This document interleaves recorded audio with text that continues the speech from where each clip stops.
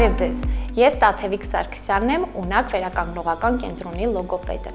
Այսօր ուզում եմ խոսել մի թեմայի մասին, որ ծնողները հաճախ չեն էլ մտածում՝ սնուցման եւ խոսքի զարգացման կապի մասին։ Երբ խոսում ենք խոսքի զարգացման մասին, սովորաբար մենք ուշադրություն ենք դարձնում առաջի բառերի ի հայտ գալուն, բառապաշարի զարգացմանը եւ հնչյունների արտաբերմանը։ Սակայն խոսքի ձևավորման հիմքերը ձևավորվում են դեռևս շատ ավելի վաղ, սնուցման ընթացքում։ Ծծելը, ծամելը, կծելը, կուլ տալը ոչ միայն սնուցման գործընթացներ են, այլ նաև բերանային շարժողական համակարգի մարզում։ Այն բոլոր մկանները, որոնք երեխան օգտագործում է ծամելու ընթացքում, հետագայում օգնում են խոսքի զարգացման գործում։ Ծամելու գործընթացում զարգանում եւ ձևավորվում է ծնոտի կայունությունը, լեզվի շարժունակությունը, սյուրթերի ուժն ու կոորդինացիան, ինչպես նաև բերանային զգացողությունները։ Այս բոլոր հմտությունները շատ կարևոր են խոսքի բնականon հստակ զարգացման համար։ Հենց այդ պատճառով կարևոր է երեխային ճիշտ ժամանակին ծանոթացնել տարբեր խտության եւ կառուցվածքի սննդի հետ։ Եթե երեխան երկար ժամանակ ուտում է բլենդավորված եւ լավ տրորված սնունդ, ապա կարող է առաջանալ ծամելու հմտությունների ուշաձում, սննդի ընտրողականություն, որոշակի կառուցվածք եւ խտություն ունեցող սնունդից հրաժարում, ինչպես նաեւ բերանային մկանների ոչ բավարար զարգացում։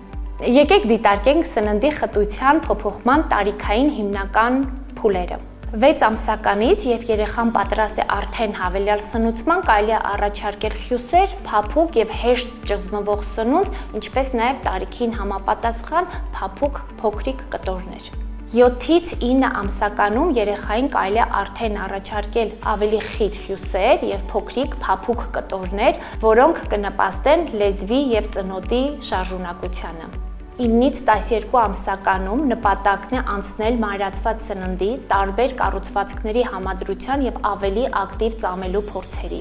12 ամսականից հետո երեխան աստիճանաբար պետք է մոտենա ընտանիքի ընդհանուր սննդակարգին,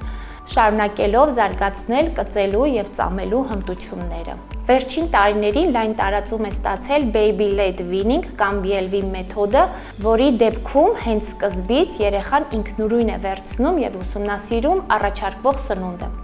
Այս մեթոդի հիմնական առավելություններն են ինքնուրույն սնուցման կարողության ձևավորումը,